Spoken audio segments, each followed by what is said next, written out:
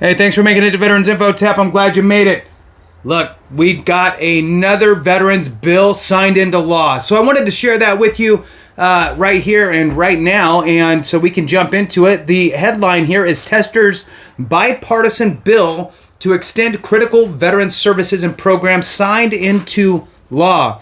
This is great. So hit the thumbs up, subscribe, share with a friend, all that good stuff. It really helps to push this information out to the masses so we are not left in the dark with things that are changing for us. Now, if you're not a member, consider joining. It really does help the channel out a lot, and it helps me to find you in the comments. I appreciate all you members. Thank you so much.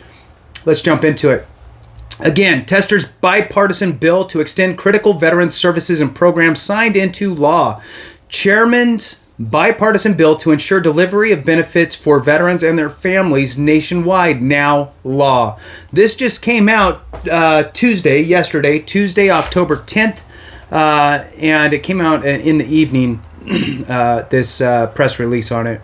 So last week, President Joe Biden signed into law Senate Veterans Affairs Committee John Tester's bipartisan legislation to extend critical Department of Veterans Affairs services and programs relied upon by the nation's veterans and their families.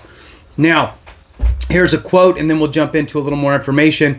We have the responsibility to ensure veterans have certainty when it comes to accessing the support they have earned in service to our nation, said Tester. That's why I'm proud to have led this bipartisan effort to make sure VA can continue to deliver these essential services and programs to our veterans and their families. As chairman, I will always fight to protect veterans' access to care and benefits they've earned. It moves on here. Tester's fiscal year 2024 VA extenders legislation reauthorizes key veterans programs and services. It includes provisions that will ensure veterans have timely access to medical disability examinations.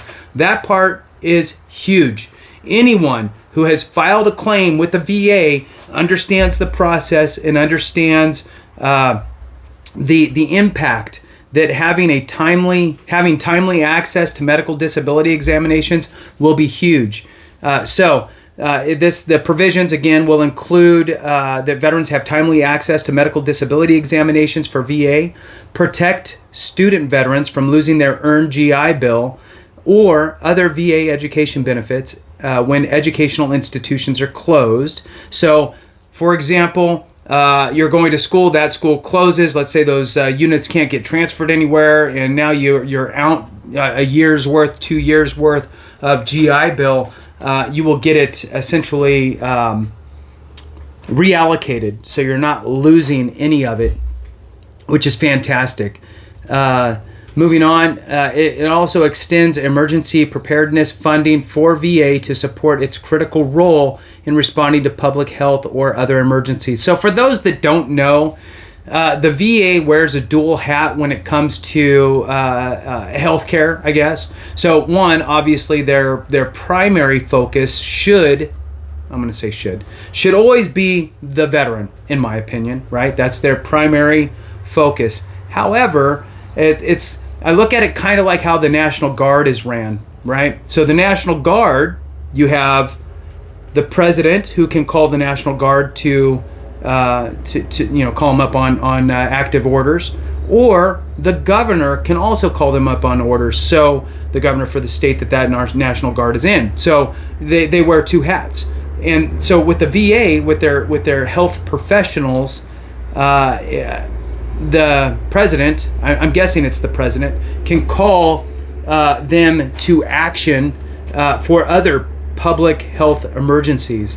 So I believe a while back, and I know there's people that are watching this that understand this more than I do, that a while back there was VA healthcare providers being sent to the border, if I remember right.